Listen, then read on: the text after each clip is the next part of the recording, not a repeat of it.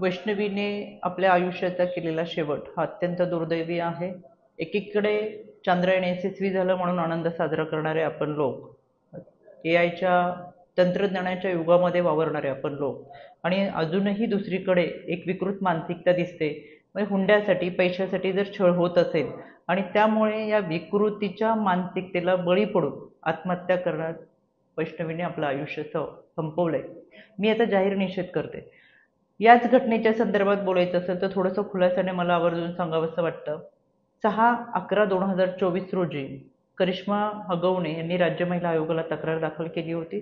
पण ही तक्रार होती ती भाऊजय आणि भाऊ यांच्या विरोधात. 7/11/2024 रोजी राज्य महिला आयोगाने तातडीने दखल घेत पौड पोलीस स्टेशनला कारवाई करण्याच्या सूचना दिल्या. पण कोणतीही कारवाई करण्यापूर्वी हा कुटुंबातला वाद होता, कुटुंबामधली समस्या होते, कुटुंबाचे प्रश्न होते, आणि म्हणून ते कुटुंबामध्येच बसून सामोपचाराने मिटवले पाहिजेत अशा पद्धतीच्या सूचना पोलिसांना देत यामध्ये काउन्सिलिंग करत हा वाद मिटवण्यात आला होता. आणि त्यावेळेस पौड पोलीस स्टेशनने देखील कारवाई केली होती.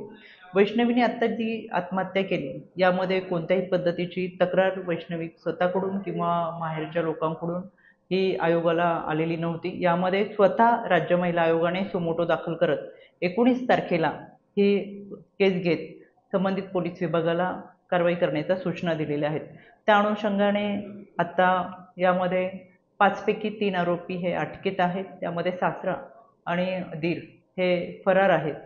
यासाठी मी स्वतः यामधील आयोग डोंगरे सर हे तपास करतात आहेत, आणि या फरार आरोपींच्या तपासासाठी 4 टीम हे तैनात केलेले आहेत. त्याच्यामध्ये क्राईमचे असेल, स्वतः पोलिसांचे असेल, सायबरचे असेल, आणि अँटी गुंडा टीम सुद्धा आहे जी त्यांचा तपास करते.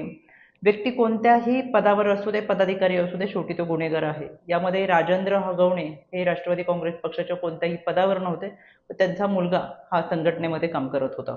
त्याच्यामुळे शेवटी गुन्हेगारी विकृतीला टेचून काढण्यासाठीची भूमिका ही राज्य महिला आयोगाची राहणार आहे.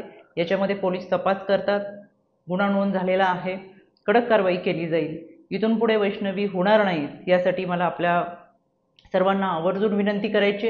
शेवटी ज्या पद्धतीने बालविवाहाच्या विरोधातला कायदा आहे, गर्भनिधन चाचणीच्या विरोधातला कायदा आहे, तसाच हुंडा प्रतिबंधक सुद्धा कायदा आहे. हुंडा देऊ आणि घेऊ नये यासाठी फार मोठ्या प्रमाणातल्या मोहीम ह्या महाराष्ट्रात राबवल्या जातात. त्याच्यामुळे जे कोणी हुंडा मागत असेल तर त्यांना खरं मुलगी नको आहे, हुंडा आणि लालसा त्यांच्या मनामध्ये आहे. त्याच्यामुळे आपण तळहाताच्या फोडासारख्या जपलेल्या मुलीसाठी जर विवाह करत असताना कोणी हुंडा मागत असेल तर तातडीने पोलिसांकडे गुन्हा नोंद करण्यासाठी मागणी करा, कारवाई करा. आणि खऱ्या अर्थानं या कायद्याच्या चौकटीतून कायदा अधिक सक्षम आहे, पण त्या पद्धतीने आपली भूमिका मांडण्यासाठी आपण सगळेजण एकत्रितरित्या काम करूया.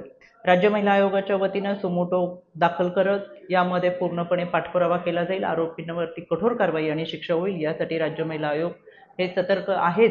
पण त्याचबरोबर हुंडासाठी कोणाचा बळी जाऊ नये याच्यासाठी आपण सगळ्यांनी एकत्र येत खऱ्या अर्थानं भारतरत्न डॉक्टर बाबासाहेब आंबेडकरांनी तुम्हाला आणि मला संविधान दिलंय, घटना दिलंय, तर यासाठीच की माणूस म्हणून आपल्याला जगता आलं पाहिजे. म्हणून या संविधानाच्या माध्यमातून, कायद्याच्या माध्यमातून माणूस म्हणून जगण्याचा प्रयत्न आपण सगळेजण करूया.